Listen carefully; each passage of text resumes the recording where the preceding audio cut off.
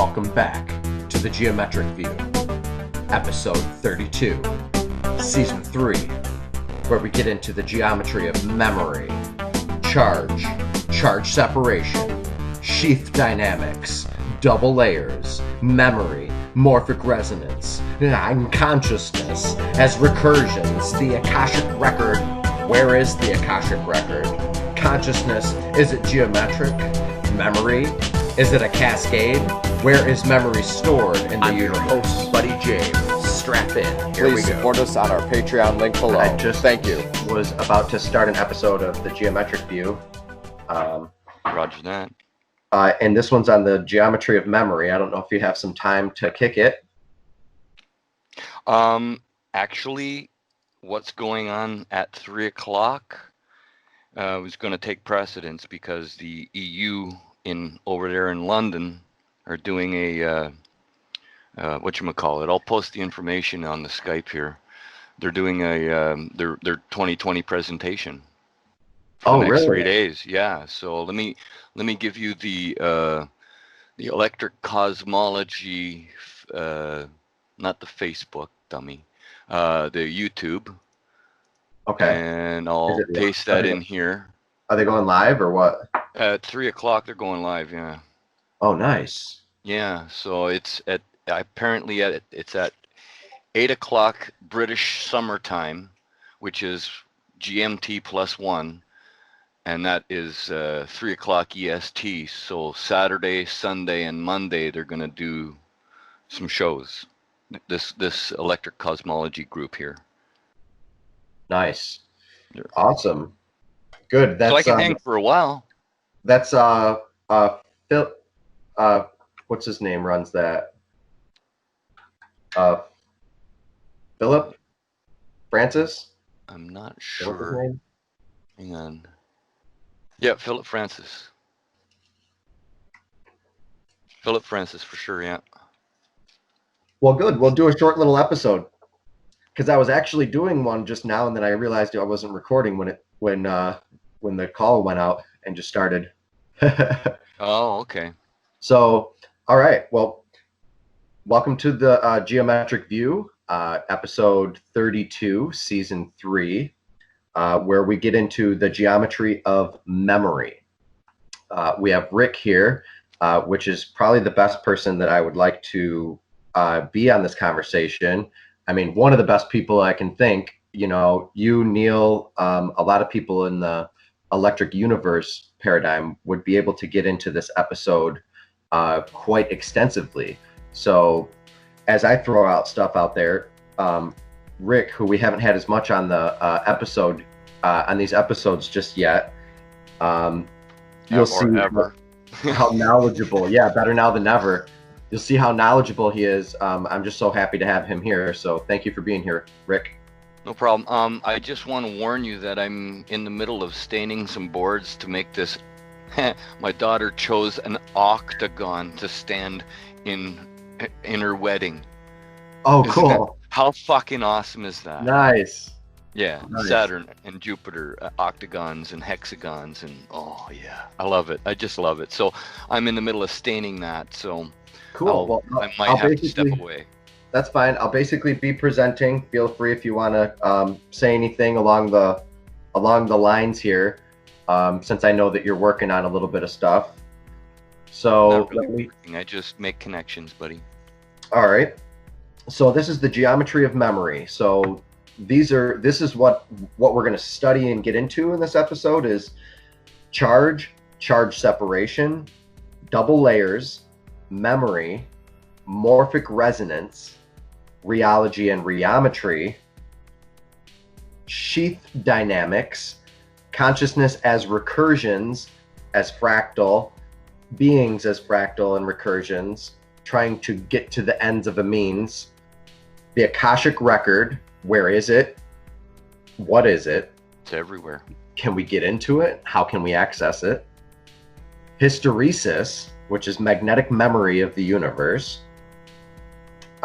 And basically, consciousness is consciousness geometric? Is memory a cascade? Is all things a process crystal?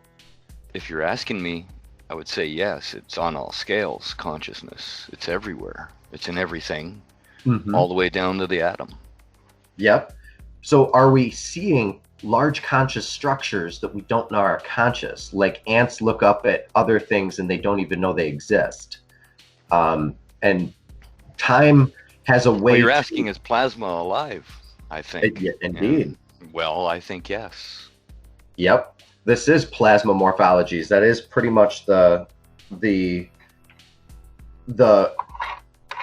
geometry of memory is plasma morphologies. How can one system break down, have a memory as a filament or a stream, and then form on the other end as an anode and a node and a cathode and types of systems. How do we store memory inside of computers? These are the kind of things we're going to get into here. So first off, cool. I'd like to get into Gerald Pollack and show what easy water is. Yeah. Because my mind goes first to water. If we want to see if we know that water is one of the main constituents for life and sentience and sentient beings, we want to get into understanding how memory can work through water and through water beings, and it's all sex. It's all sexual, and you look at it and to the very finest tooth, comb, nail, and the organ that changes the most inside of all living creatures and as far as morphologies go is the sexual organs. The sexual reproductive organs is what's changing.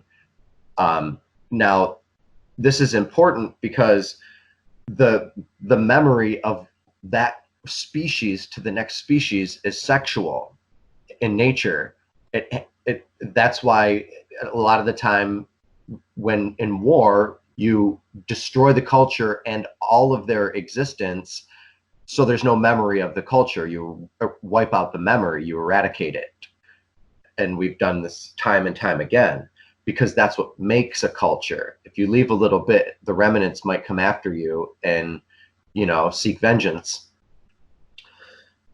So time and time again, we store memory inside of libraries, and Library of Alexandria, which is a horrible travesty till this day. But think of how many other times this type of collapse of memory can happen.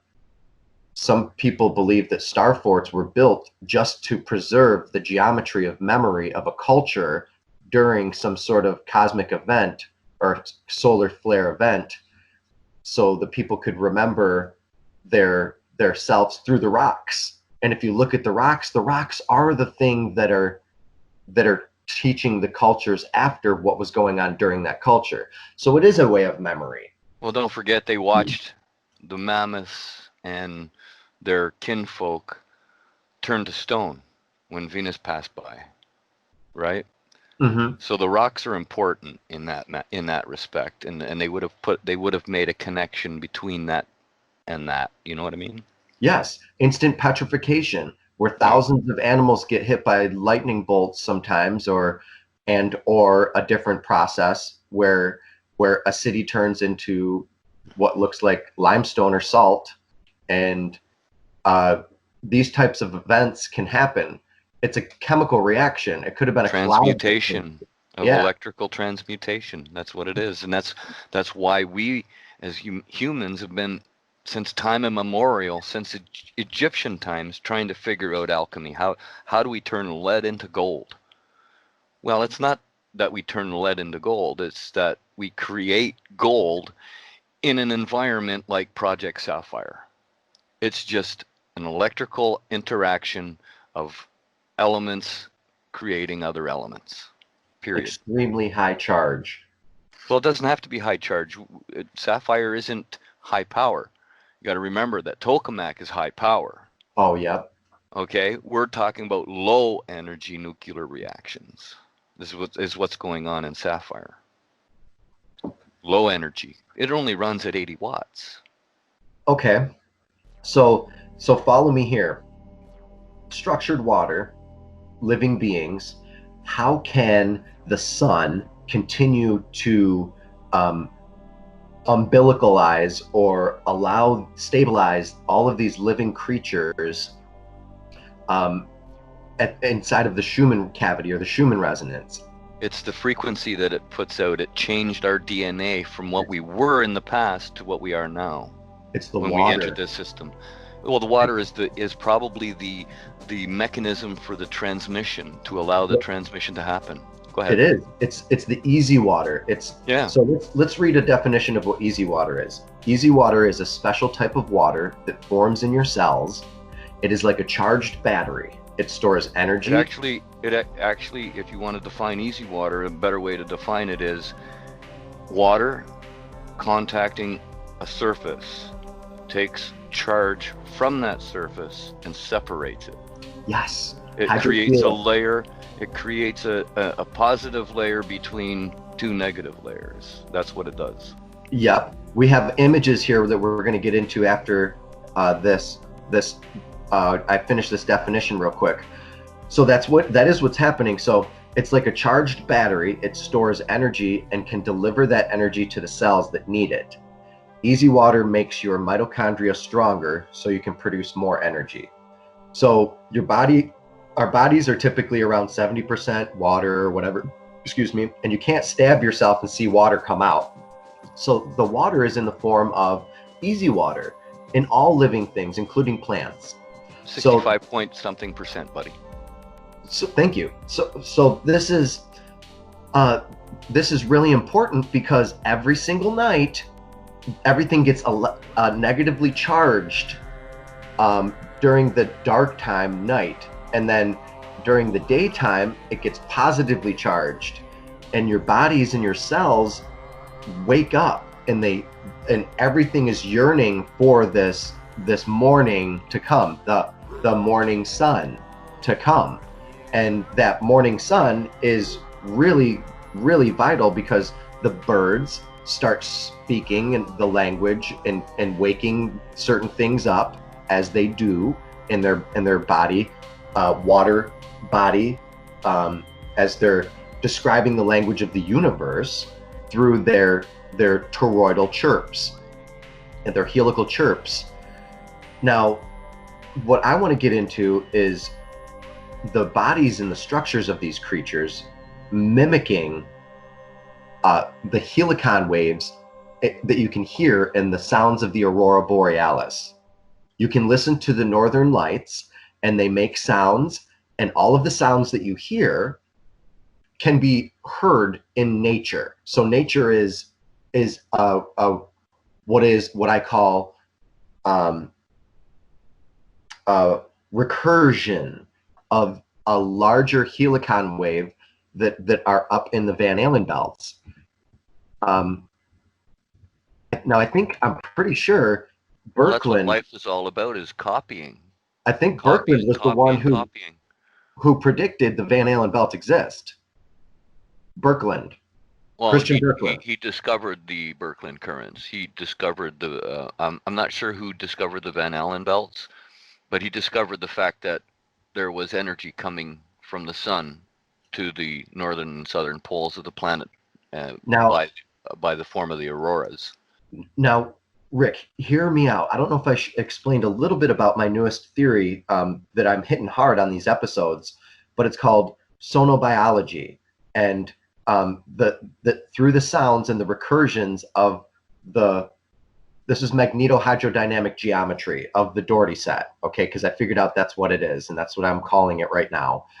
But it is this, and as these geometries radiate from the sun, they come and collapse onto the earth and recur, and they build up these helicon waves. Helicon physics and helicon waves, which are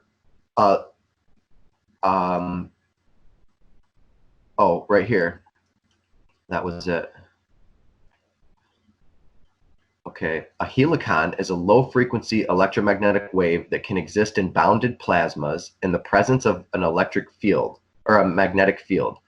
The first helicons observed were atmospheric whistlers, but they also exist in solid-state conductors and or any other electromagnetic plasma. All electromagnetic plasma has helicons going through it. Now look at these. This is the geometry of the Dougherty set. These are the Whistler waves that I was drawing and showing how they break up into individual multi-nested creatures. That must be how Birkeland Currents break up from the larger scale down to the smaller scales. It is. Yep. So they break. This is what I've been showing so this is what I've been wanting to get into, like, for the past 5 months since I discovered this. On episode 9 and episode 10, which I put forth my electrospeciation theory. Electrospeciation is how Birkeland currents break down into helicon physics, which break down into individual biological entities and memories of these entities called morphogenetic fields. This is the geometry of morphogenetic fields. So I've been recently communicating with Rupert Sheldrake and posting on his channels and things like this. And the Dougherty set is the geometry of morphic resonance. So let me type in for the audience what morphic resonance is. But electrosonic speciation is the energy comes from the sun. It comes into the Van Allen belts. It recurs and it goes through the earth. And lightning works directly with the helicon physics on where to strike all of the lightning on the earth. So this is directly connected to the electric grid. Sound has a huge part in it. Sound has a huge part in it. It's directly tied to the electromagnetic. Yes. So that's what these Whistler waves are, and these helicon waves are inside of any type of plasma, electromagnetic plasma. So I'm putting all this together, and I'm showing how frogs make the same sound as the auroras, breaking ice, whales, all of the living creatures, birds. There's choruses, and all they're doing is they're recurring with their outer magnetic body. These are our higher selves, which we might call higher dimensional selves. But we can control and mess around with these inside of the heliopause. When the heliopause is what bangs the drum of these Van Allen belts. And when we get a coronal mass ejection, it bangs it and it mixes things up. And that's why it's necessary to mix things up, because the Earth, and it seems like the universe, is craving novelty, and it preserves novelty in new creatures and new species. So there's a global electric circuit that's tied into a solar electric circuit that's tied into a galactic electric circuit that's tied into the Laodicean electric circuit. And these larger morphologies tend to mimic themselves on all scales all the way down. So living creatures can be all sorts of different types of things, but the definition of life maybe needs to change. So let me get into how when a CME hits the earth and destroys and fries everything on the earth, all the creatures, how the memory of all those living creatures constantly stays stable throughout the Van Allen belts, and that's why the same amount of creatures propagate as speciation during a catastrophic event, because they're already out here and they have a body that connects directly to the sun, through umbilical multi-nested helicon waves. So this is really easy to explain to a kid, super easy to explain to a kindergartner. This type of geometry and physics is very well understood. And we're starting to see that there's Lagrangian points where you can set certain things, and we've been using those for a long time, but Lagrangian points where these plasmoids, where the phase transition happens on these plasmoids and there's like zero resistance. So you can hang out there for a long time, hang satellites out there. But back to memory. So you can totally tell, and I can show images here inside of, I pulled together some pictures for today. So we'll see how this pans out.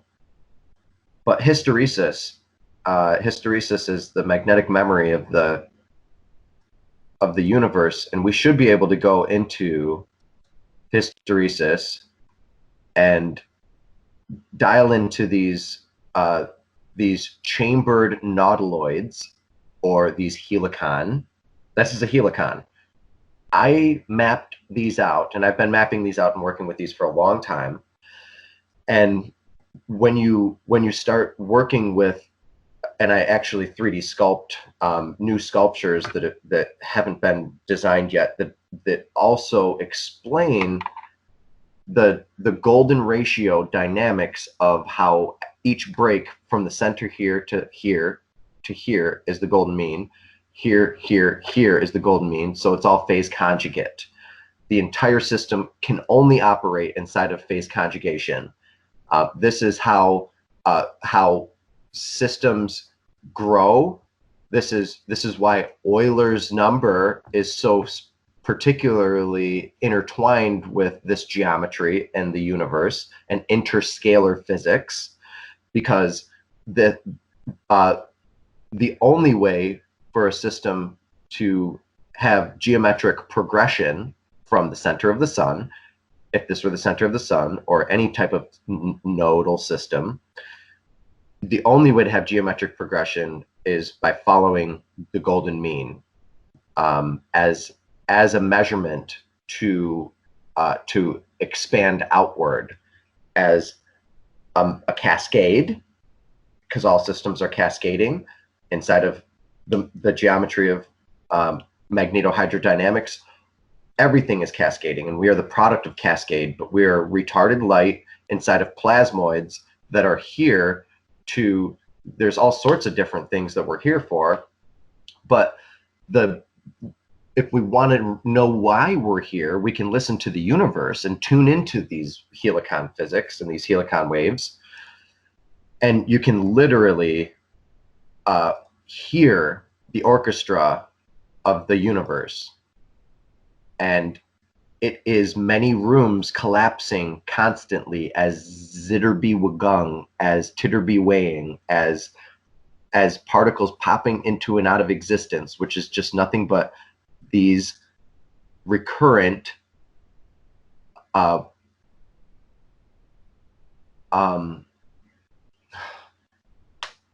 Bessel functions. You see a Bessel function here? This is a Bessel function. Circle within a circle within a circle.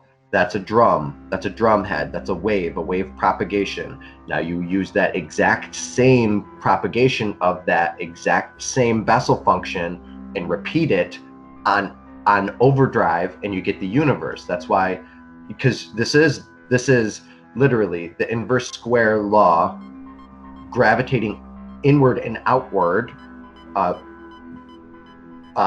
from a certain source, but there's pinches in it, and the pinches are where charges, which is only where the overlapping of spheres happen to create lenses that bend the light.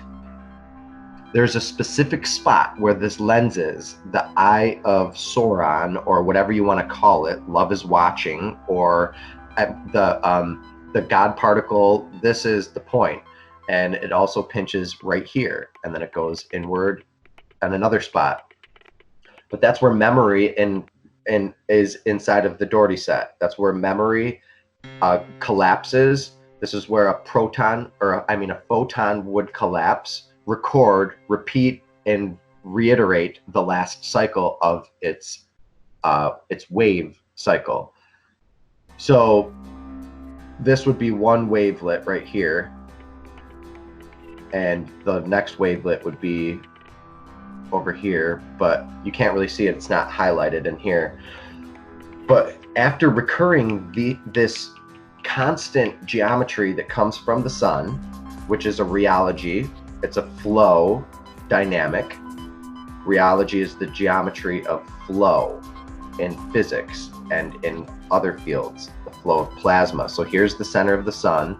Here's the initial Bessel function that's beating the drum, that's keeping the sound and the propagation of electromagnetism moving, pushing the helicon waves, and all other memory retention from the information of the source, which is just a load, a weight-bearing load. Electricity is coming down, or charge is coming down into the sun. It's planing it out along the galactic, or the solar plane, solar ecliptic, and as it does that, planets form, charge, and circles, and moons. This is, and the heliopause and the magnetosphere literally shows with these Ds. And if this were to be the Earth, you have a toroid. There's the toroid, and you have the geometry of it. And then here's the D-shaped, I guess your magnetosphere. So this is just an example of a wave. In the secret lies the wave of creation. And there's one vortex pulling this way and one vortex pulling this way from 2 points. And this is the toroidal dynamics inside of the node, which that's how you get inside of the Akasha. You get inside the Akasha by accessing certain points, because number is essence. Number is essence. Number is the reason why phi, and the reason why Euler, and the reason why the fine-tuning constant exists is because all systems are wound, and gyroscopically radiative, implosive and explosively with omnidirectional geometries, using the same exact geometry. Every single system. It just depends on the layer that's charged, that depends on the corona that's given off. This would be the corona on the outside here of the sun or the system, and that is what would be lit. All this would be geometries that may be inside of the sun. You might have a blue sphere, you might have a green sphere, you might have a red sphere, certain charge barrier layers inside here. Who knows? But as far as we know, it's dark and colder than the surface. The corona is where the charge is. So all this talk about corona is really exciting, but not in the bad way, but in a good way, because it's, well, I don't know, either way, it's stealing the word. But this is how you get geometries of multiple vortex systems at the south and the north pole of different poles. You use the same exact geometry as the Dougherty set, and you pull off of it.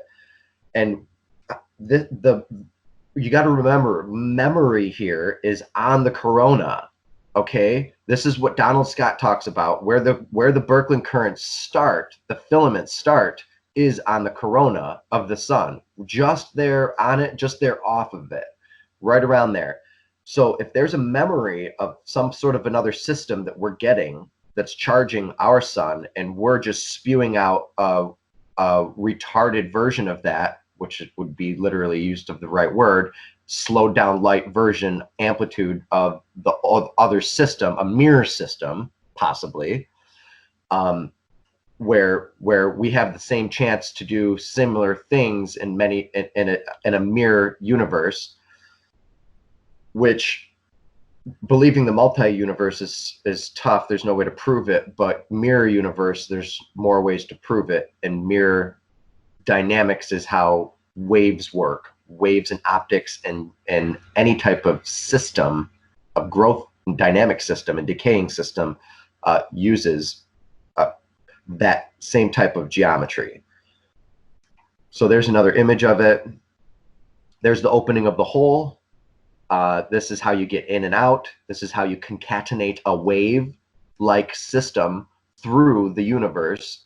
And an optic, a universal optic system, which would be the I3 that I refer to in the Dougherty Network, in the Dougherty set, which is how we're going to get into this, literally. The Akasha, the record, the sheath dynamics. This is a sheath here. There's sheaths. There's a pinch right here where these sheaths allow for the circle number, a toroid number. I don't know how that is. Oh, well, that's really interesting. This is drawn a different way than I'm used to, but this is the opening of the gates, which will be the 9th and the 11th toroid. 9 and 11 toroid are how you get in and out of the system. So I just have to say this in case I don't have another time to say it, because it's really important. So here's the sheaths of charge moving in a azimuthal manner around the source, because it's coming out in a spiral fashion, broken down into possibly, and these sheaths of charge are ionized Markland convection. So you would have nitrogen, oxygen, carbon, and the next one broken down, silicon, so forth. And that's how it's broken down in this optic-like fashion, wavelength through wavelength, connected to the core in a magnetohydrodynamic fashion. I didn't put more pictures in there, but you can see the same type of stuff happening here with the refracting of and the memory inside of the wavelength, inside of the sphere, around the toroid, around the toroid. There's geometries and geodesics that spin along these Birkeland currents and create what are called path lines. Path curves.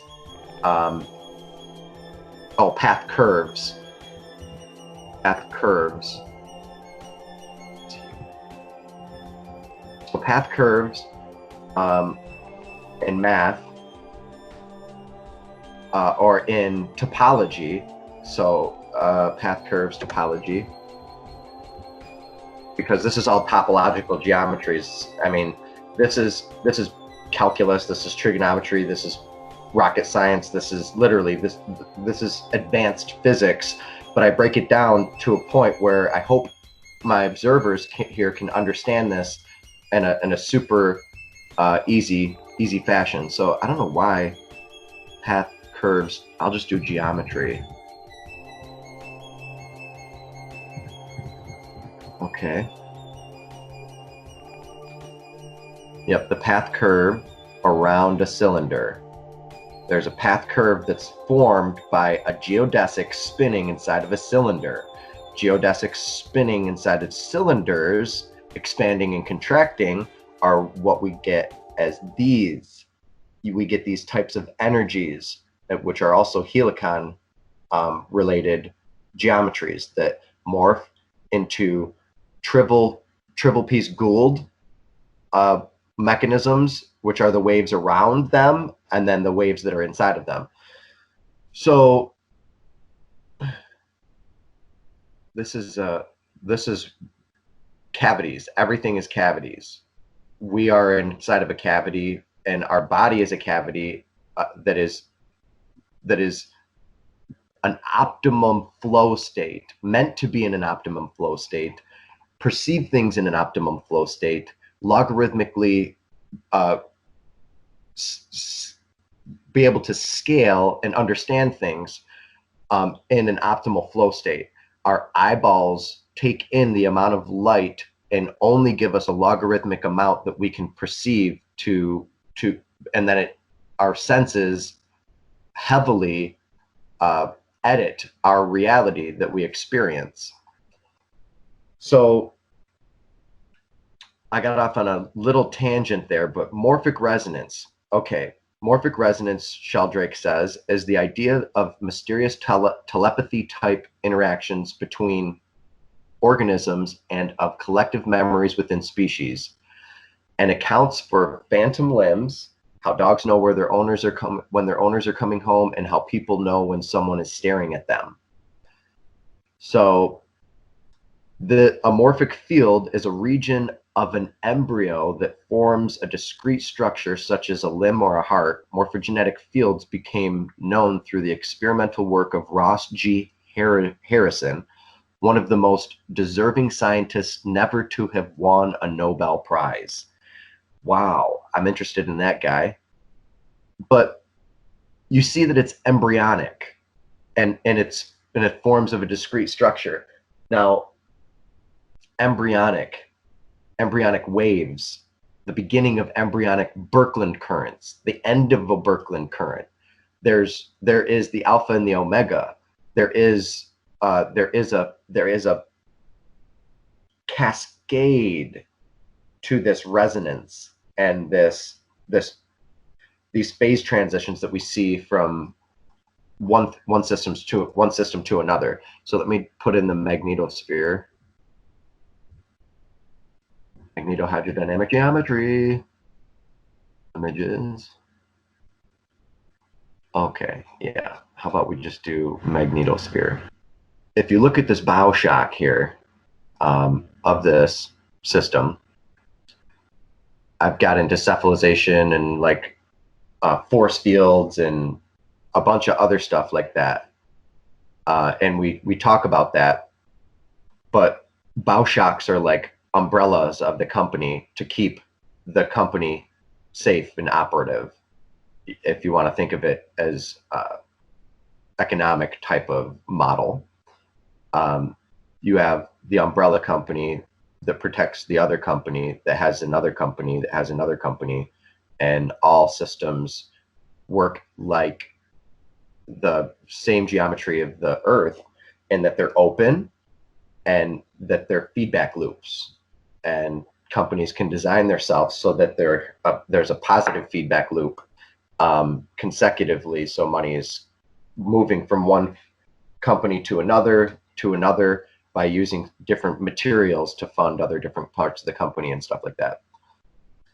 But where would the memory be here? So I'm proposing that it's in these toroids here, because the stream of the sun energy here, the solar wind coming in, the Birkeland currents, and other currents that are coming from other tails of other systems, like cometary systems and our other planetary systems, they're coming in here, they wrap up, and they wind and bind inside of here.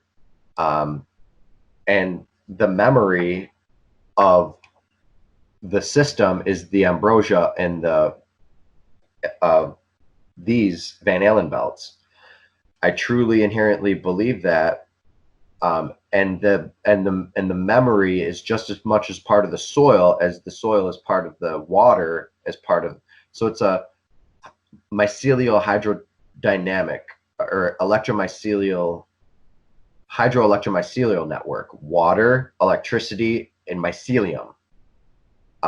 And a lot of people posit that mushrooms come in and planet the earth, sporify the earth after a catastrophe that lasts for a long time. Then, you know, everything gets rebuilt, and the memories of the old creatures are there, but they become new creatures, and that's how it can propagate itself so quickly. Now, I'm going to go back into some of my geometry here to figure out exactly how to get into these networks, which I would call the galactic internet, the galactic DNA. There is universal galactic DNA, and that geometry is in the geometry of the Dougherty networks. There's not just one, there's many different ones that I've created, and they're just vessel functions, iterative spinning geodesics that as they invert create a vessel function, and each one of them is a different size sphere. It's pretty simple. It's spherical stacking, spherical fractal stacking on lattices off of central sources and systems. Or you can think of it as kissing spheres that constantly in radiative and gravitative systems, kissing spheres, light is spherical. If you look it up in a lot of different types of texts.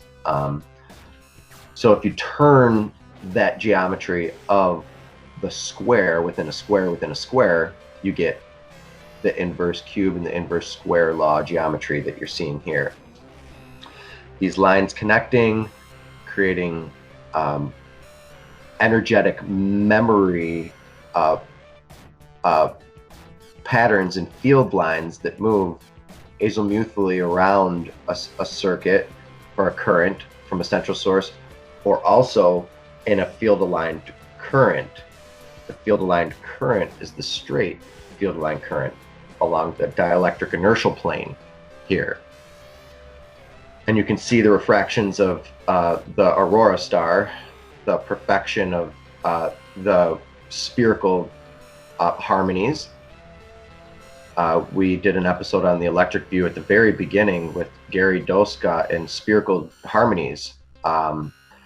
So I'm very much influenced by how much we've all learned from the electric view, and I bring that information to the geometric view here because it's a geometric universe we live in. Consciousness is most likely geometric, and it exists as a phase transition inside of these constant perturbations. I don't think that it is, I mean, some sort of an automaton. I don't think that it is a program of a computer. It's extremely biological in nature. It's not simulated. I don't think it's, our life here on Earth is simulated. I think it's real. If it was simulated, there would be a lot more barriers in nature to allow creatures to be smarter to recognize fake devices like animals and androids that we bring into their territory.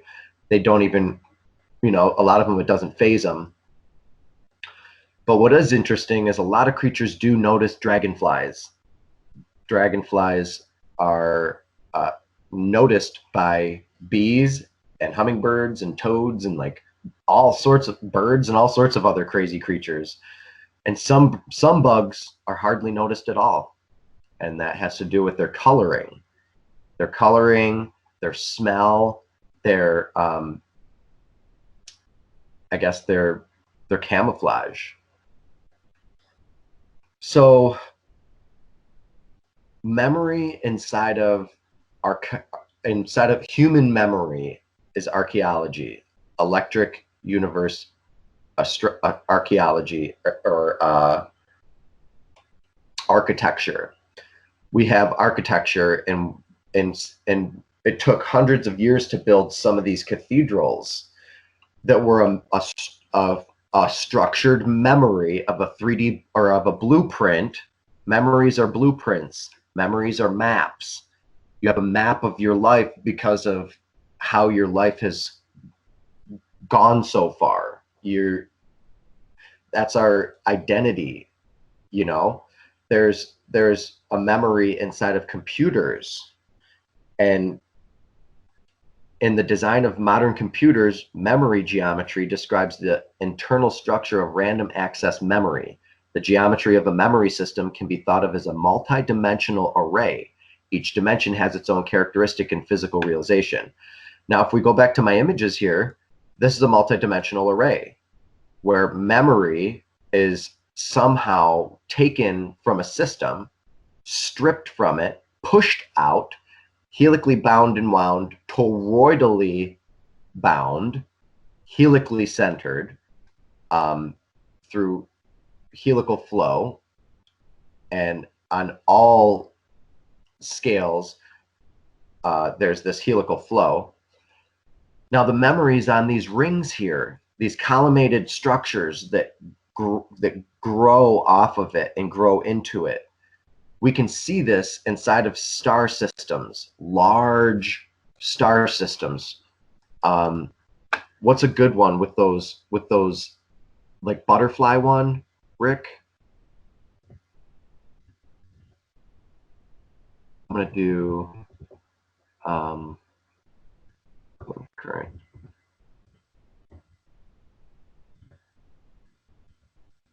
Now Birkeland currents hold memory and information inside of them. stellar object. I'm sorry, I had a paintbrush in my hand. I'm painting my daughter's octagon thing for her wedding. So I was listening, but I couldn't see any of the images you were posting. Oh, let me make sure I'm sharing my screen. I don't think you were sharing your screen because when I came shit. back. Oh man, this whole episode is Toast. Well, just quickly go over the sets that you were talking about.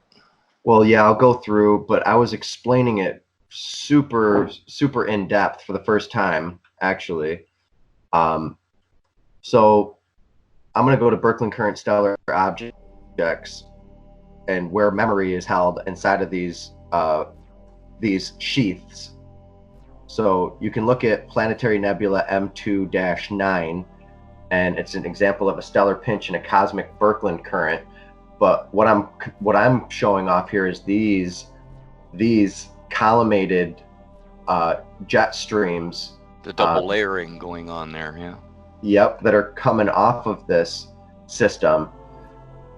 Now that we're back on and people can see, we can see that these double layers happen here along these sheaths, and that's where memory is retained inside the system.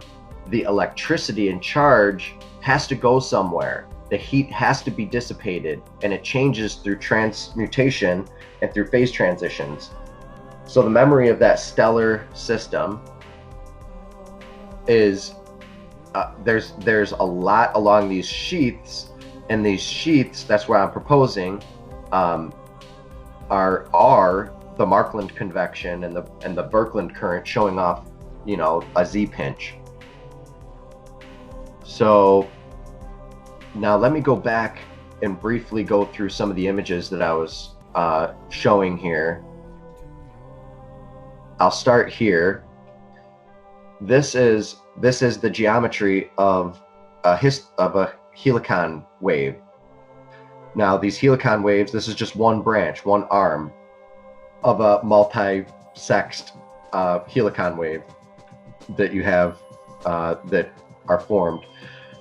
So helicon waves are these waves that I'm showing in an azimuthal manner. This is a field-aligned current helicon. Now you can see it's the same exact geometry that I'm working with, because it's the geometry of how waves move inside of cylinders. And it is how Birkeland currents are broken down from the magnetosphere and into the Van Allen belts. Now, I'm going through and doing reiterative images here. I might have to do a bunch of back processing for this image, or for this episode, just because I want people to understand exactly how important this is. Because this is where memory, the geometry of memory exists, I suppose, according to electrospeciation theory, sonobiology, sonotropism. Sound literally hits the auroras, carves open brine channels. In the brine channels, it forms silicon-based life as diatoms, and these brine channels happen to be cylinders. As the diatoms fall down these cylinders, they're formed, and all of life eats the geometry of these diatoms, and they're extremely prolific and abundant, which is what plankton is. Single-celled plankton and single-celled organisms, the biology that produces the most oxygen on the earth to this day is the plankton blooms. So it's probably been like that for a long time. Now, all the creatures eating this geometry is eating the silicon-based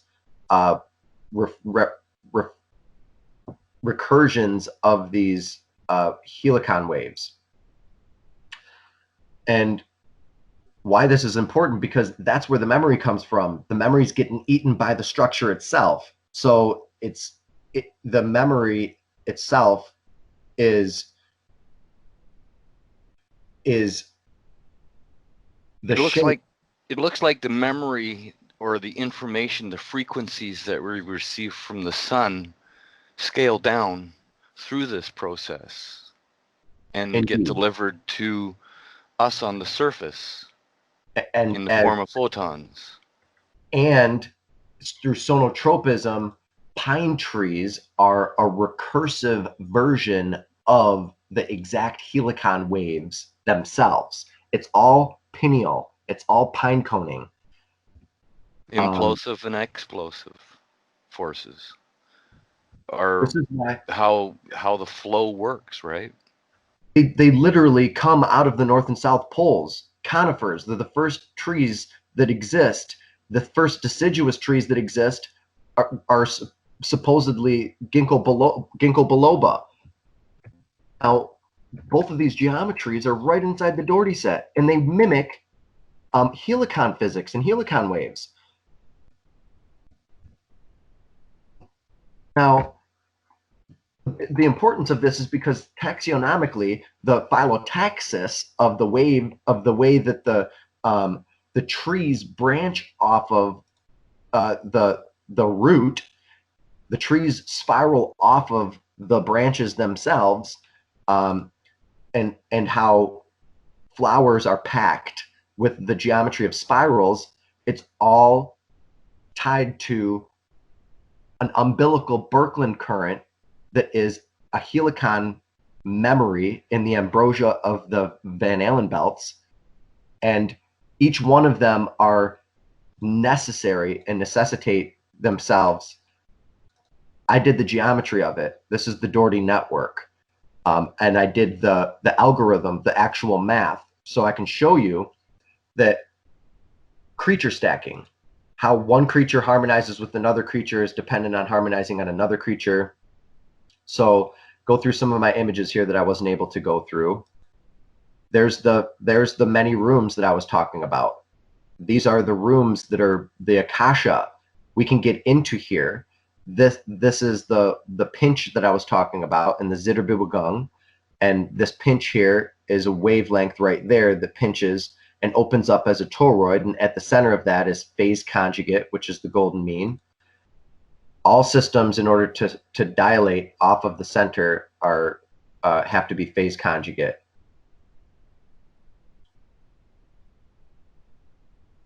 So there's the center of the system, the center Bessel function. The first Bessel function that comes off of the sun is in control of where the planets align along the Birkeland current, because the solar system is a Birkeland current, and the planets pinch down into just the right spot to have a magnetosphere, and the planet itself with a toroidal Van Allen belt being fed constant information directly at it as the heliopause drums the information and beats it into the earth.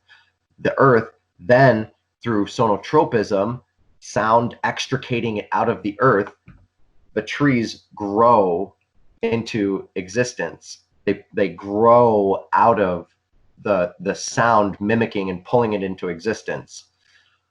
So ginkgo biloba leaves and ginkgo biloba, I've shown the geometry of how they relate before, but they're one of the first trees. Then you have pine trees, and pine trees are a little mirror of each one of these.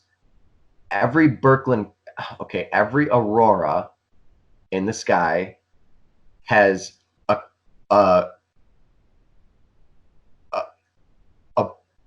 every aurora in the sky has a corresponding tree that it corresponds to in runes, and this is ancient Celtic and Irish runes.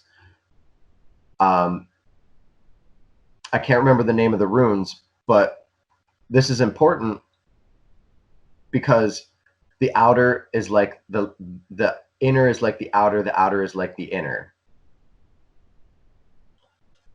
Now we can look up hysteresis.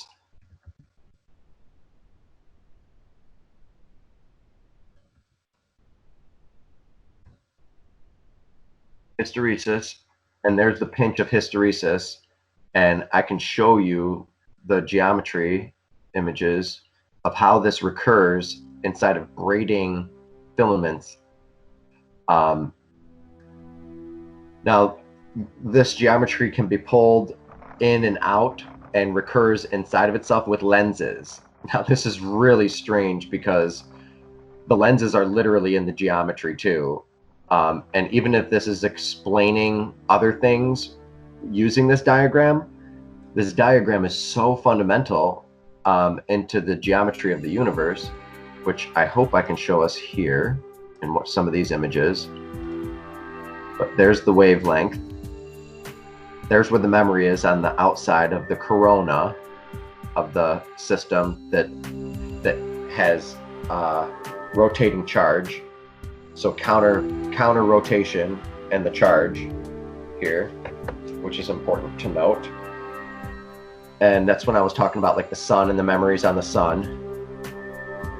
This is the open gates of 9/11, how to get inside of this system with sheaths. This is Markland convection, Birkeland currents. This would be nitrogen, oxygen, helium, and then you'd have maybe something else, but that's what's constantly feeding the system is these azimuthal currents that we can't see, that are in dark mode, that are all over the earth and all over the universe.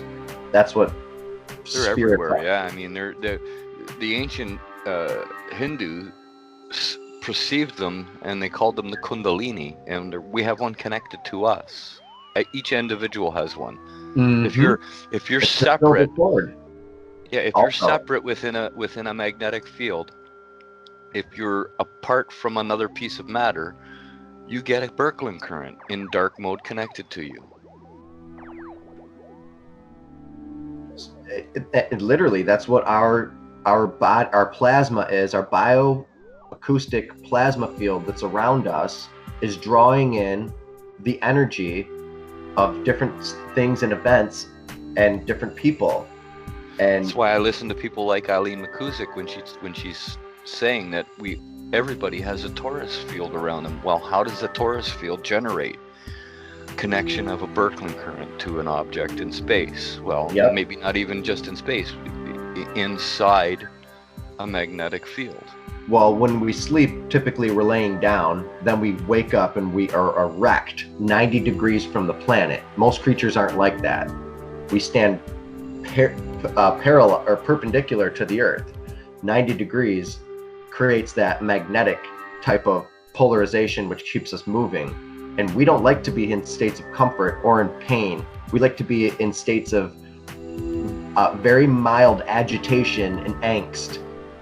And this is psychologically tested time and time again, where you can be in any state where you're given there was different ways to test it. I forget the name of the test, but according to some of the psychological tests, time and time again, our favorite state to be in is mild, slight agitation, which keeps us moving. Because you don't want to be depressed. That'll keep you thinking too. You don't want to be too happy. That could be too much energy. You want to be slightly mildly agitated, which is what all of the newest movies and everything does. It keeps you slightly nervous, agitated, upset, not fully satisfied, and then it's the next episode. But so this is when I was talking about the geodesic spinning as a Birkeland current. Here's the connected lines, and the memory is the Birkeland current or the Markland convection that is along these path curves that are flowing. So here's another extremely simple and beautiful example of how the Magnetohydrodynamic geometry flows and how it is helical. And every single highlighted toroid here is the same number off of the center. So here's one. You can go back and you can retrace the next circle that it's connected to, and it's connected directly to the source. So it's 1, 2 off of the center. The center is 0. So this is the second gate. This is the second gate. This is the second gate. This is the second gate, wrapped around a Birkeland current.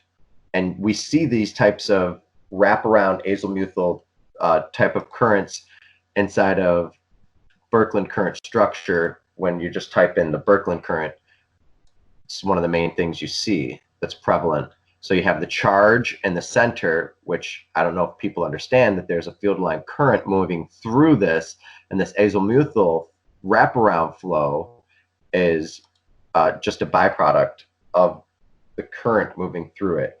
But these themselves are also charged currents and sheaths.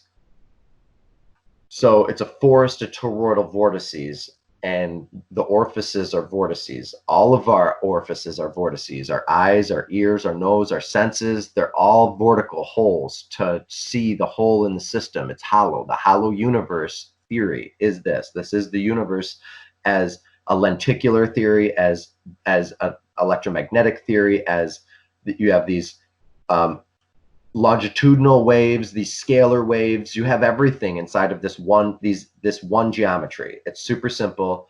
It is the many rooms that was talked about by a gentleman who's building many rooms for us in a kingdom of many rooms, of hierarchical kingdoms. How do you want to be a pillar in the kingdom of heaven?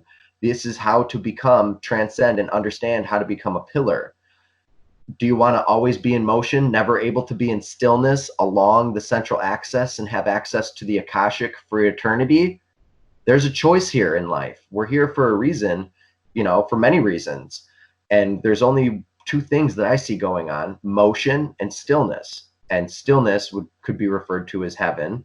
And the gates of heaven are 12 pearls around a center, 12 gates around the center. That's how the Dougherty set is.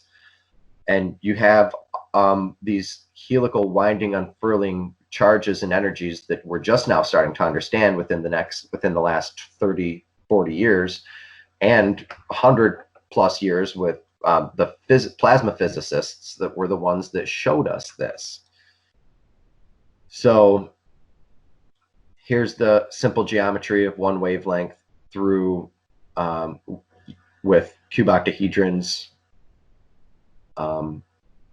compressional cube octahedrons that are also can be stacked as energetic memory devices. I mean, the whole thing is recording itself. Here's where where it's recorded. The eye is surrounded by seventh gate. The sixth gate is right here, and the center of the wavelength. The seventh gate is right here, and the toroid is surrounding the eye. So what is this gate that you refer to? Every single sphere.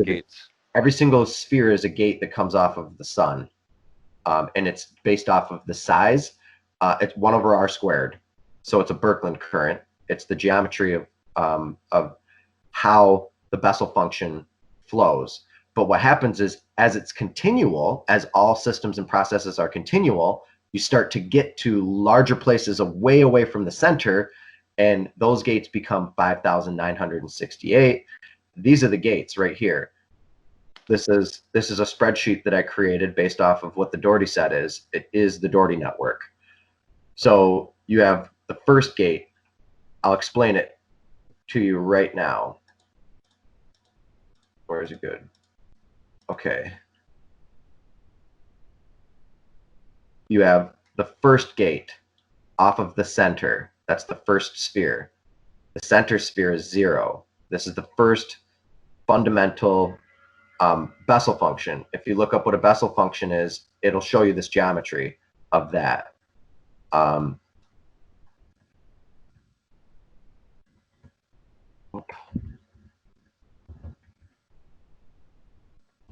Bessel function here, images, is the same logarithm that I'm showing inside of the spheres.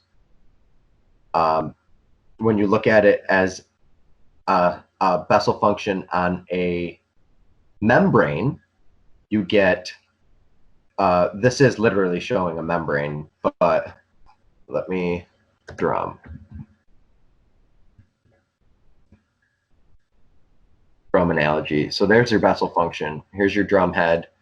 Here's here's the Bessel function right here. These are different Bessel functions. Each one of these are different. They're each describing a different geometry. Bessel function creates the helicon wave. Helicon waves happen in 3 like this and start to rotate, then turn into 6. And they also happen in a few different geometries, but you see how they split and they start like this with a 3-wave type of propagation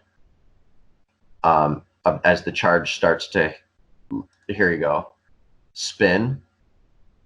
The yellow, it looks just, the blue looks just like a one of those fidget spinners. And I already did the geometry of this on a different episode, but where am I at here? The Bessel function is oh, that's where I was at. This is the initial Bessel function. That dictates where the planets are. Now, coming off of this initial Bessel function, I'm only showing mainly the north, south, east, and west gates. And I'm showing these gates as membranes that are connected inside of the rooms that we were just showing, which is the same exact geometry, just 3D geometricizing it. And these are the sheaths that we're looking at on those stellar objects, and these are Birkeland Currents. Now, each one of these has a corresponding gate. This right here, as this Birkeland Current, is 1, 2 off of the center, so that's the second gate. This charge sheath is 1, 2, 3, 4. It's 4 off of the center, so it's the 4th gate. All of these correspond correspondingly to doubles, doubling. It all doubles, octave doubling. It is how memory storage is broken down from one gate to the next, from one system to the next, plasma morphology. So you get down all the way out here. So this is what I was showing as the fundamental filament. 1, 2, 4, 8, 16, 32, 64. There's an octave doubling that happens in each one of the Birkeland currents, and they can only nest according to the fundamentals of how far they are distance-wise and diameter from the source. So it's distance and diameter doubling. So you have the next Birkeland current, the second one off the system, is 3, 6, 12, 24, 48 ad infinitum. Different creatures start happening around here because of the cyclical nesting and creature stacking, and millions of years start happening, and later this grid will be finished and continued to be worked on. But I'm already up to trillions right up here, and trillions of times away from the center of source has a toroid around itself too. The trillionth gate would be a sphere down here, way out in the system, and maybe the Earth would exist on that type of gate, and everything else would be dependent on all of the toroids around it. So these fields are a lot more malleable than we thought. These fields of memory, and that's what we're trying to do here at Love is Watching, and the team here that I've put together. It's basically neuromorphic engineering and spintronics. It's the spin electron and how to get information out of the universe through spin and put information back into the universe through spin, using nothing but stillness. So the grid has to be still in order for spin to spin around, because motion is dependent on stillness, and stillness is dependent on motion, just as much as sound and a song is dependent on stillness. Otherwise, it wouldn't be a song. It would just be no break, no sound, no song. It's just resonance. So do you sort of understand, once I get into more images that I have here? Let me pull up the geometric view images, because these cascades aren't really intuitional, aren't really intuitive until you start looking at them. See that Bessel function? Look at that. That's a field line current Bessel function, and it all is dependent on. So let's say the sun is this blue one right here. So it has a recurrent charge pushing off of the sun that has that filament. That filament is the silver cord or the Kundalini that we're talking about accessing. Now, there's larger forces or larger waves. There's lower frequency, larger waves, but all of these work along the same Bessel function until they get to the magnetosphere.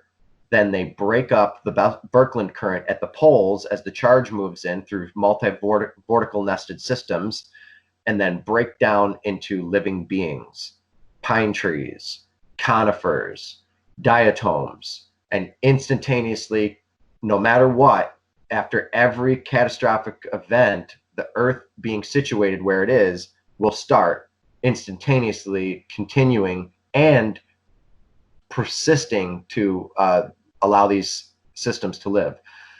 We know that this has happened so many times, and so many creatures have continued to successfully live their life cycles, like the blue whale and the cormorants, because they've survived some of these dark events that a lot of other species haven't. Even if it doesn't kill everybody, the whales have survived, and the sunlight comes in, the sunlight or energy will always be coming in through the poles, whether the sunlight comes in or not. So that life, the vital life energies will continue to sustain life through the oceanic conveyor belts. And the memory of life is sustained through oceanic conveyor belts. That's another. Memories tend to become streams and rivers. Let's think about that. What did I was quoting something earlier, and the definition of it was a stream. Was it Morphic Resonance? Something was defined as a stream. The definition of Rheology comes from the word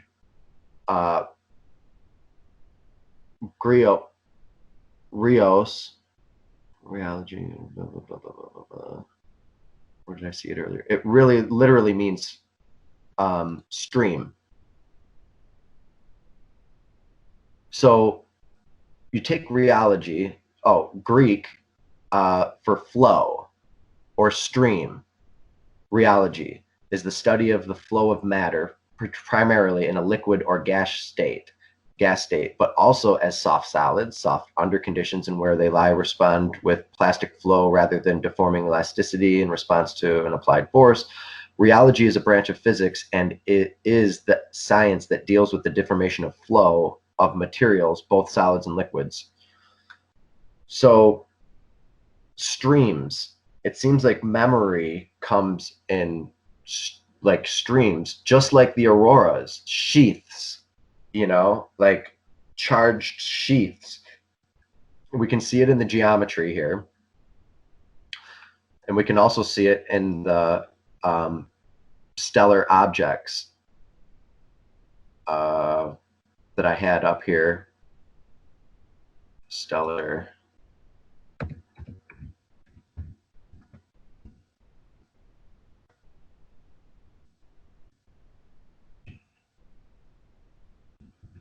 Sorry, slow typer. So stellar objects seen all throughout the cosmos here behave accordingly to the same exact geometry. It's all the same geometry, just different size layers are where the charge is being charged up. That's a Bessel function. Look at that. That's the sound of a Bessel function. It's a wave moving. Birkeland current. And what's cool is the sound of these Birkeland currents, the sound of the auroras, can be heard in the forest, because the forest acts as an amplifier for the sound. In certain places in Finland and in up north or down south, you can hear the sounds of the whistlers, histlers, chorus waves. There's so many different names that they have for them. So we've gotten into quite a bit of memory. Did I already read the geometry of memory? I think I did. Multi-dimensional array. That's the same multi-dimensional array, memory, as the memory inside of the random access memory of a computer. So we're already technology is only us drawing ever closer towards nature's wheel work and how nature works. So we're going to get directly into charge and figure out that's what sustainability is. Getting into this charge and being able to navigate it and in different ways through instantaneous communication, being in many different systems. Imagine being a bird. Imagine going to your computer. This is what I'm talking about. This is going to happen in the future. Going to your computer, which is probably going to be eyeglasses or something on your face or in your teeth or whatever, just going to this place and being able to dial in like VR and actually literally live feed the past and go into you can do this through chirality. There's a spin. There's a backward spin to the flow of time, and you can go into it through chirality, through the gates of the Dougherty set and the Dougherty networks, and we will be able to watch all historical events play out. Everybody who's ever done anything wrong or right will all be there, and there will be no more weeping, because we will realize how wicked we are and always have been. And this is the New Jerusalem, going into the bride of Christ. The bride of Christ is a geometry that's in the New Jerusalem that is a place inside your heart as becoming a living creature, which is the bride.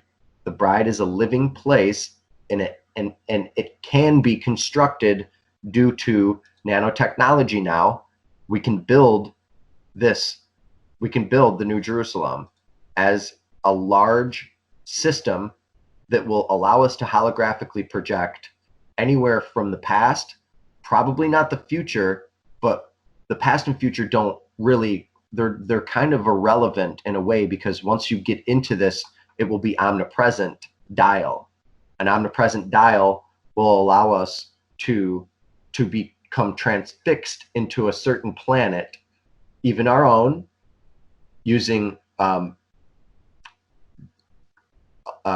global electric circuits and galactic electric circuits. First, we'll dial in. This is at the beginning, just like how Mandelbrot mapped the Mandelbrot set. He mapped it through IBM by reiterating the Julia set. It is a reiterative, recursive process of nothing but recursions of the Julia set. When you do that, you get the Mandelbrot set. These are sets within sets within sets. You get the Dougherty set is space-time geometry, plasma physics, high energy plasma physics, propulsion physics, it's astronomy. It is also quantum physics. It is a small scale quantum micro physics, because the macro is the micro, and they're connected. So I see you probably have about 10 minutes until we can jump on to the live stream, which I can't wait for, Rick. You don't have to answer, but we're going to jump on the live stream of an electric cosmology presentation after this, held in the UK, which is going to be fun. So this flow Here's a painting I made. I usually dress something similar to this, but this flow is mimicked here in my geometry, or the painting that I do. This is batik. I do batik painting, and the systems are mandala art, mandalas, mandalas, and that's how you start from a point. You move out geometrically, and they're all different, and they build layers and charged layers.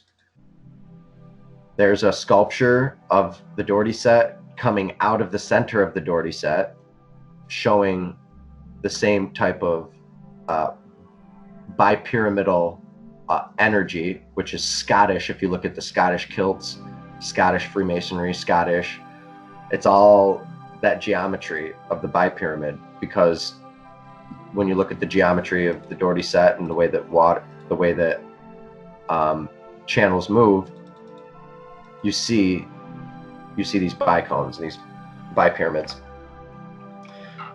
So we went over where memory is stored in the universe, where's memory stored inside of computers, where's memory stored inside of humanity, inside of scrolls, which is usually also maybe in written word, which is also in stone, and in crystals, and soon to be liquid crystals. I mean, digital doubles of us are all going to be, and already are, probably being sold for thousands of dollars. Think of how much your digital double would cost. I mean, especially if you're a billionaire or a millionaire. There's plenty of digital doubles, but what I mean by that is deep fakes, people taking your identity, people, which by people I mean all your content, your voice, everything is being stored inside of Norway, inside of these vaults. Maybe not Norway, but these vaults out there in different places. Your digital record. So people can say that these people existed, and they can do whatever they want with it later, because whoever controls the future controls the narrative, and they can say this person was that bad, this person was that bad, we can take down this sculpture, we can throw down this sculpture. History is being rewritten as we make it. We are the memory. History is memory. When you look at history, you look at the mimetic sculptures that go up and of different people. This is all part of morphic resonance. So I went into speciation theory, electric speciation. This is a rock that I put a high electric voltage through. I put charge A here, charge B here. Then they drew to each other. The red came from pulling the iron out of the rock, so it formed a red river. So if we want to look at electric universe geology, you want to look for red rivers from above, because the charge moves and pulls iron into the river. And if you find red rivers, it's a good clue that electric bolt went through there. You get scalping. You get all this is scalped. So I put charge here and here. I left it on a little too long, and it started shooting rock out and carving it out and excavating it, which is also what we talk about as in the electric view, in the electric universe paradigm, plenty. Rivers of magma and molt. This is the other side of that stone. I gave this to Susan for the Thunderbolts project. Now she has this rock, but this was one of the first rocks that I ever created with charge moving through it. So it's human made, but it's not really human made. It's charge made, electricity. So I call it fractalite. There's your Birkeland current again. I think we covered quite a bit on memory for now. We didn't go into as much as I wanted on the water, with Gerald got about 7 minutes. So structured water is a special type of water that forms in your cells, and all living creatures are filled with this. When you break open a succulent plant and it starts seeping out that water, and you can eat it. If you eat it, aloe vera, that is structured water. Aloe vera is very good for you, eating that structured water. So most animals have structured water, it's all structured water inside of plants. So when you look at structured water and the geometry of it, it's charge and charge separation. That's what I wanted to get to at the headline of this is charge and charge separation is geometric, and that's where consciousness comes into play, and memory of the system is inside of ice, in the ice sheets and ice core samples. I'm talking light core samples. I'm talking life core samples. This is memory core samples, and that's inside of these, and these are inside of currents and circuitry that we already use all the time. So here's an image that I created, a painting. It needs ironed, but this is just a picture of it. You can see I crumpled it up, and at one point I crumpled it up, and all of this crumpling looks like the dark matter of the universe, or like the filament node type structure. So I zoomed in on it here, and look at that. It's very dimensional, smoky. You have the node and the filament. In a filament and nodal universe, there's lines and galactic formations and structures form on them. Look at that. It's really fine. Microfilaments, macrofilaments, roads, highways. It looks like the images of the universe, the structure of the universe. Doesn't it? And it's a painting of mine. Yeah. Big time. For sure. So this is what the dark matter map and dark energy map, which I think I'm going to do the geometry of dark matter and dark energy next episode, to bring people's attention from there into the electric universe, because this is literally the geometry of dark matter and dark energy. Doesn't exist. Right. It's dark mode plasma. It's dark mode energy, basically. It's the Birkeland currents flowing around, moving around within the cylinders, counter rotating. Yeah, I mean, wow. Yeah, and as you go out, the structures start to resonate and repeat themselves and create sympathetic resonant fields, and that's what allows so many creatures to exist on the planet. They're through multiple hop bifurcations and hop vibrations. This field is constantly on, and that's what we're in. We are in superposition, streaming and beaming through this, and in this is the neutrinos that are beaming through our bodies are like giving us I'm saying this as an analogy, beaming through us, giving us the field for the field dynamic to recur and grow off of. So these sounds through sonobiology resonate and create other creatures.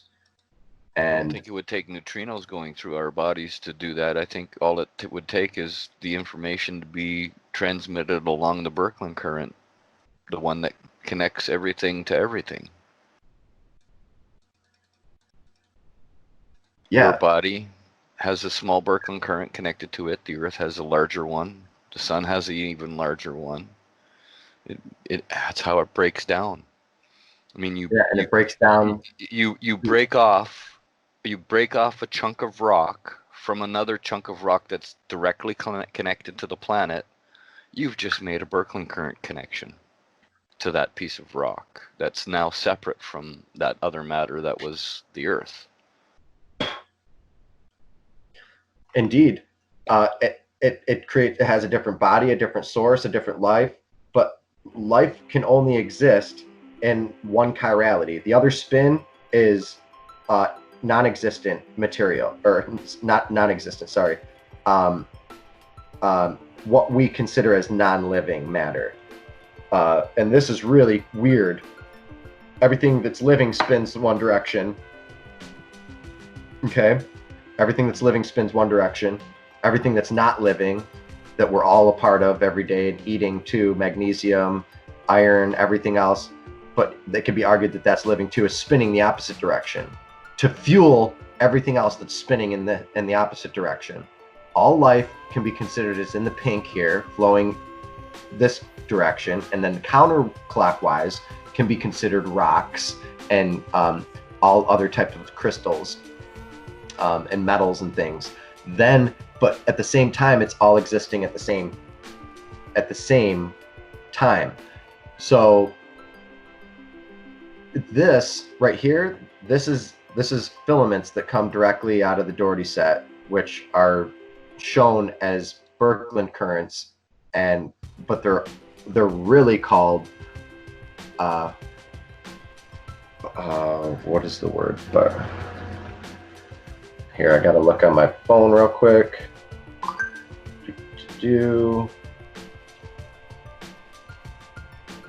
Beltrami Vortex recursions show.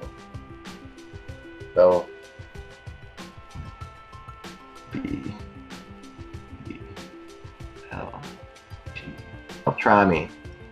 Yeah, dude. Look at this, Rick. Wait till, dude, this is incredible. Beltrami Vortex. Look at it, dude. That's what all systems in our body do this. All veins do this. All collagen does this. All neurons do this. That's a cutaway of a Birkeland current. Exactly. Cylinder. And it would look at 1996. So Don Reed, this is what I'm saying. This is exactly what Don Scott took and turned it into a Birkeland current model. But Except he's got the arrows going all in the same direction on the separate cylinders, and that's we know that it's different. Yeah, he changed it around a little bit, but you go to Victor Schauberger and you got the same kind of thing here, the Beltrami Vortex. Now you go to my image that I just had on. Well, that's implosion. Anything to do with Victor Schauberger is dealing with implosion forces. Most things, yes. He did. Well, it's vortex. It's the vortex. So you got both. Well, yeah, the vortex going and the vortex. The vortex imploding on itself. That's what he was working on. That's why his engines that he was creating, they were cylindrical. Now, well, not cylindrical. Sorry, like a funnel, like a funnel shape. Yeah. And as the water increased and came down to the bottom, it increased in power as well. Okay. Look at this. Beltrami Flow. A Beltrami Flow.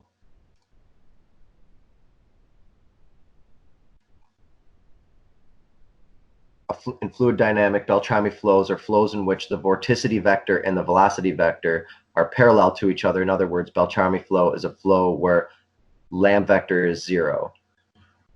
So if you look at it, it's what you just said, two cones facing each other. Beltrami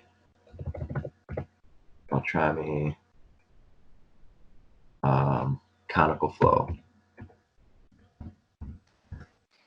I think that describes an explosive force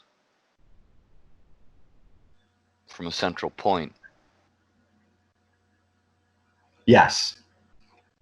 But we're talking about an implosive, which is the opposite. Well, no, it's both. You can't have explosive without implosive, bro. That's true. Sorry. You can't. Well, I mean, everything's balanced. So right. So like when we're trying to explode something, we're not taking advantage of the implosive geometries. When we're imploding something, we're taking advantage of the implosive geometries and not the explosive. But there is anything that you implode explodes after. You know what I mean? An implosion leads to an explosion. So, and that propulsion of the implosion pushes out in other systems. So anyway, the Beltrami Vortex, key to unlocking vacuum energy and self-assimilating, self-organized, and the key to self-organization in the universe is these Beltrami vortexes. So we were talking earlier that memory is on the sheaths in these collimated cylindrical Bessel functions. So I can't hit that home enough, I guess. Oh, look, that this image is from one of our podcasts, but that's cool that came up because I hashtag Beltrami. But yeah, dude, this is really cool, and it's 3 o'clock, so yeah, I'm just going through the channel here, trying to find the live stream. It hasn't come up yet. All right. They've done 4 tests already. Looks like starting 2 hours ago. Last one was 31 minutes ago. All right, so you weren't here for the geometry of lightning episode. This is the geometry of lightning. I put this map together, and it's nested polygons as the base of lightning, charge separation, and Birkeland currents. And the episode's killer. Oh, excuse me. I interviewed David Brown, and David Brown was the one who discovered the article about how charge rotates hexagonally as it propagates and as it cascades. So there's a counter rotation of charge that's happening. This is moving that way. This is moving that way. So it can disperse the charge in equally and not with one large load. It breaks down. Basically, the dielectric breakdown of charge is hexagonal, and that's a cross section of lightning. What lightning bolt would be, and I want to do more to that map, but that's an old one. There's your Beltrami Vortex, which is hierarchical periscopic nesting of filaments, spires, spicules, and flux ropes within the Dougherty Network. There's embryonic wave origins and how they it's really, really crazy watching really heavy elements pour. The viscosity of heavy elements pouring and heavy metals turns into this exact geometry, which was creepy. Right. It was super creepy. I don't know if you caught that episode. No. But yeah, so they haven't put out the thing yet. No, it hasn't started yet. I'm waiting for a notification. All right. So how's the electric view? Was it on last week? Are we back up? No, it didn't come on last week. All right. Are we planning anything for tomorrow? I hope so. Depends on how Neil feels, obviously. I'll jump in and start recording if we want to go on some topics, Right. Because if we're there and we want to keep it going, it's a good thing to keep going for sure. Yeah, nobody recorded it last week. The talk that it was like 4 of us there talking. Yeah, it's good every week. Whether we should record it either way, because the ones we don't record, I'm like, dang it, there was so much good information. Yeah, true. So here's an image, a map that I put together of plasma morphologies, and you can see the sheaths, and these are natural plasmoids of which are just containers. They're literally confined containers of energy. That's what Wall describes them as, like cosmic batteries. Yeah, they're walls of energy, cosmic batteries. Like the water, like easy water holds memory or holds charge. Holds memory, holds charge, separates charge from the surface that it's touching. Yeah, go out in the morning and feel the air. Dude, it's thick. It's clean. It's silent out. It's crisp. Go out. I mean, it's just crazy. And the amount of memory that is in the air, that of vapor that you smell, the therapy of that is just it's not to die for, but it's to live for. That's what's up. There you got your hop vibrations. This is the third gate. So as far as gates go, you can see you count 3 out. Here's The center is 0 always. The universe is hollow. That's why nothing is touching, because it's all spinning around everything else. There's spin dynamics on all scales, centered by stillness. So 1, 2, third gate. This is chirality.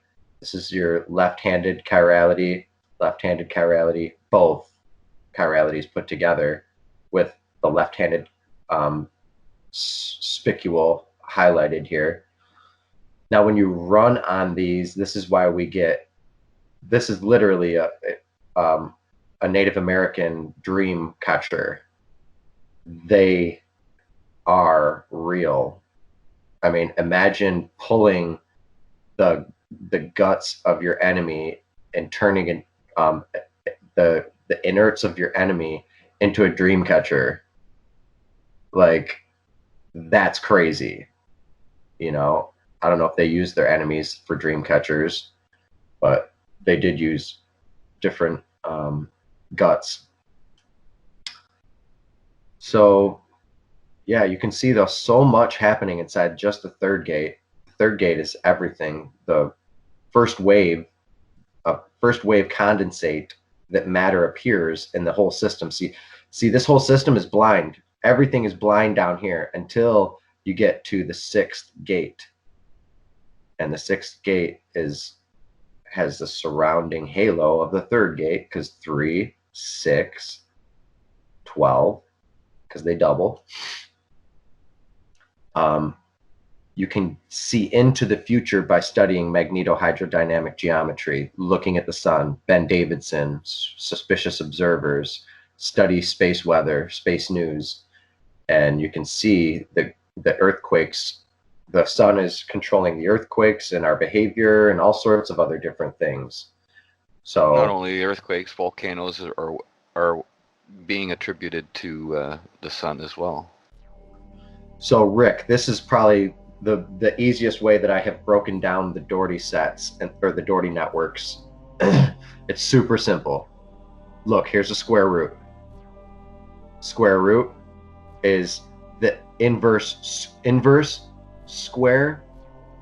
An inverse square, that's the inverse square law. Inverse square law as a symbol, square within square. Inverse square law as a Bessel function or ripple pattern. Inverse square law as spherical inverse square scaling cascade. So this is the first one that I studied for almost 18 years now. This one right here. Then I realized, wait, if I can do that with the square, last year I put this together, I can do that with the triangle, within a triangle, and do the inverse triagonal law, the inverse pentagonal law, which all my bubble sculpting comes from the inverse pentagonal root. Most of it, some of it from this. You do inverse heptagonal law, you do inverse septagonal, octagonal, and you have solenoidal, sinusoidal waveforms that are all based on the proportions of the golden mean through geometric and arithmetic progression. So the geometric progression is this, outward, and the arithmetic progression is 1, counting it, 1, 2, 3, 4. So the grid that I was showing earlier. Where's Lori in all of this? I'm surprised she's not here.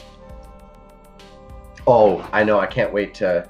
I just added her to the group chat, so she just got back. I just put her back in the group. We did an interview and we've hung out with her, but I need to show her this for sure, because this is literally how you build charge, and all of it is. Here's your base shape, your regular polygon. Here's your inverse scale, inverse polygonal scale. Here's your inverse circumscribed polygonal scaling. And here's your Bessel function ripple pattern. That's it. And then you have your source, star, nucleus, atom, Z-pinch right here.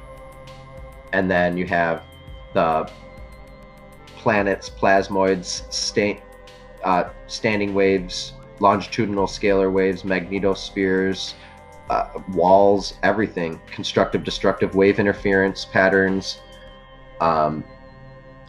And this is it broken down into probably about as simple as I can put it. So I call them the Theodortian roots.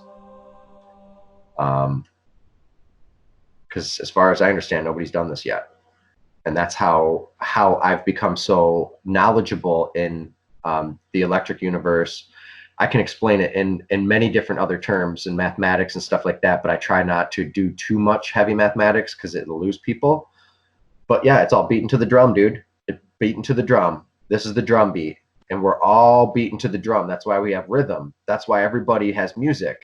And you can control the masses through music. You can control the masses through media, manipulation. You can control them through all sorts of stuff. But Theodortian roots. And here's a better example of the nested filaments within filaments within filaments, as the paired binary sequence of the unfolding of matter from a cellular and nucleosynthesis transmutation. This is how we unfold from an egg and a sperm. And here's the ripple pattern of it and the pinching. That's really, really cool to see how where it pinches is where the lower point of the wave compression field is, and where it expands is this is the high pressure zone, this is the low pressure zone. So it's high pressure, low pressure, high pressure, low pressure, high pressure, low pressure as a ripple. And that exists on every filament, on every scale, inside of the entire universe, inside of the Magnetohydrodynamic Geometry. Is just these. Why do you think we're so drawn to it? We are addicted to matter, addicted to motion. So I sometimes usually do a news hour, but trying to get out and do some stuff today. But yeah, that pretty much concludes a lot of the stuff that I wanted to get into. There's so much more, and of course there's a lot more that I can teach about how to get into the gates and how to traverse the system, because I've been studying it for so long, and I can teach this, and I'm going to be doing that through a book this year, releasing a series of books. Have a bunch of books that I have planned and ready. So thank you, Rick, for being here today on the 32nd episode. We covered a lot because I wanted to get you caught up, because a lot of the normal people who are on these threads are familiar with a lot of this already. Right. Yeah. It's going to take me a little while to grasp. I mean, I kind of get what you're laying out here, and I just have to wrap my head around it some more and watch some more of the videos. I gotta admit, buddy, I'm sorry, I haven't been watching your videos. Oh, that's fine. That's fine. A lot of our viewership comes from Electric Friends. A lot of my viewership comes from the Electric Friends channel. So a lot of us are watching. Whether you're watching or not, I'm glad I could get you up to speed on some of this, because I'm going fast. I'm going real fast. And if you look at these morphologies of these vortices, look, hypothesized by Bostic for propagating vortical-shaped electron vortex structure. Bostic, man. This is a good article. I'm going to share this to the group here. Copy. But yeah, dude. Rick, please join us for next episode as we're dialing down towards the end of this episode. If you got any questions, any comments? Try my damnedest. Other than that, hope to see you next week, brother. Roger that. All right. I'll try my best, like I say. Okay, cool. Yeah, because I'm probably going to be trying to get, you can see here's the... Oh, shoot. Yeah, next Saturday is the 8th, right? Yes. My daughter's getting married, so. Oh, nice. Good. Well, No, congratulations. I won't be here. Thank you for taking your time out of helping her with her stuff. I know it's probably a hectic week for everyone there. That's for sure. Yeah, things are getting down to the wire now. So Yep, yeah, it's gonna that's get what crazy. happened. Well, thank you for spending so much time with me during your busy hours here getting ready for your daughter's wedding. All right. Well, that concludes the geometry of memory, and there's plenty more to say, and we'll see you next week. All right. Thank you, Rick. Thank you. Have a good one. See you next week, hopefully. Peace. The Geometric View is a Love is Watching product. Love is Watching being. Thank you for doing that. Keep your eyeballs out. Pay attention. There's a lot going down this year. Be vigilant. Be mindful. Be insightful. Be loving. Thank you for being here. Thank you for being kind. Share the love. Spread the love. Become the love. Amen.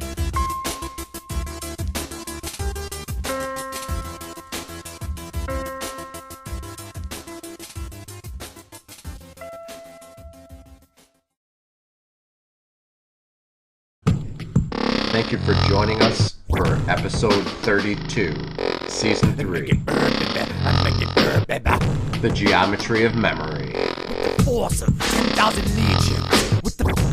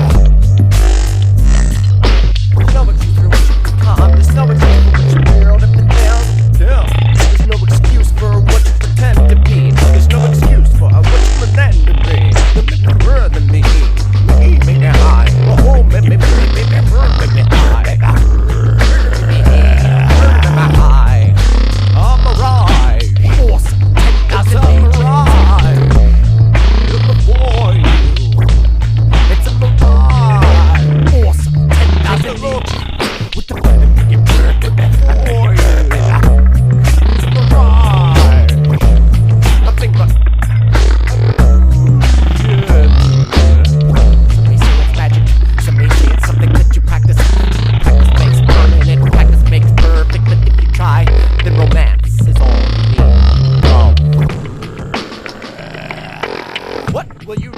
What will you be willing to give?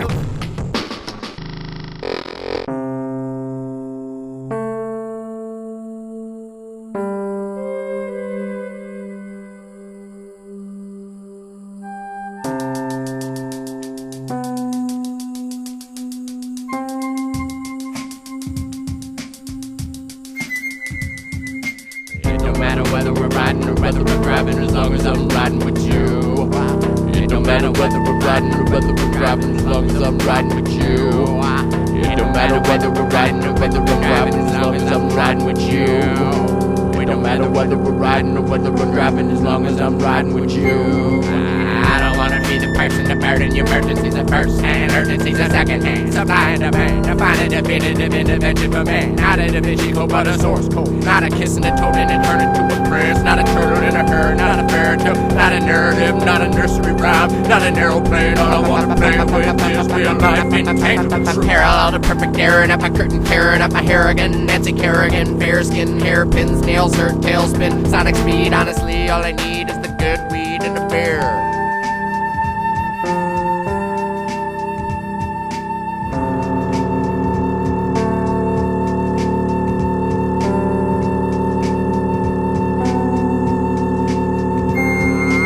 All you wanna say is that my empathy is empty, and I beat you with a curse word. Verbs are pressure where the wound bleeds. In order to swoon me, a spoon feed. Come by, I killed him with the curfew option.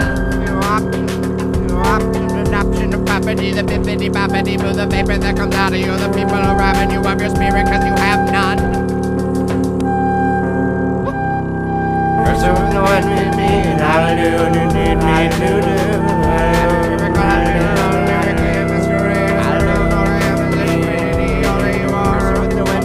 And I will do all that you see. I will do all the way to rearrange, all the way to rearrange. You're so annoying me and me, and I will do what you need me to do. Do, I'll do what you need me to do. I'll do, I'll do, I'll do, I'll do, I'll do.